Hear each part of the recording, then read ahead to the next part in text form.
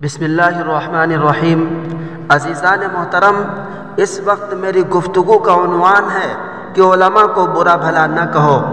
عزیزان گرامی، حضور صلی اللہ علیہ وسلم کے میرے پیش نظر دو ارشاد گرامی ہیں۔ پہلا ارشاد گرامی مسند بزار میں ہے۔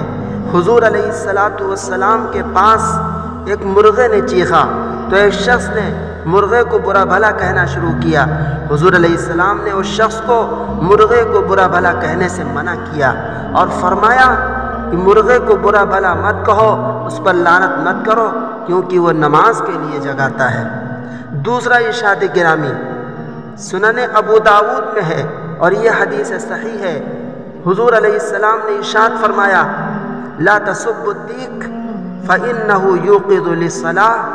حضور نے فرمایا مرغے کو برا بھلا مت کہو، کیونکہ وہ سوتے لوگوں کو نماز کے لیے جگاتا ہے۔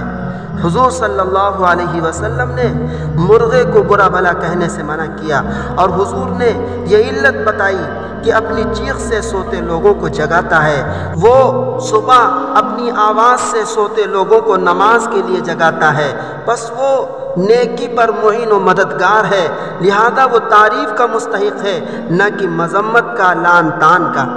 اب ذرا ہم ان حدیثوں میں غور کریں۔ وہ مرغا جو نماز کے لیے لوگوں کو جگاتا ہے، حضور نے اس کو برا بھلا کہنے سے منع کیا، تو وہ علماء جو اپنے منبر سے، اپنی تقریر سے، حضور کے ارشادات سے، قرآن کی تشریحات سے امت کو بیدار کرتے ہیں، نیکیوں پر آمادہ کرتے ہیں، ان کی مذمت اور ان کی برائی کیسے کی جا سکتی ہے؟ احسان فراموش ہی، دین سے ناواقف اور دین کی ناقدری کرنے والے ہی علماء کی مذمت اور ان کی برائی اور ان کی غیبت کر سکتے ہیں۔ اللہ تبارک و تعالی ہماری اس سے حفاظت فرمائے، آمین۔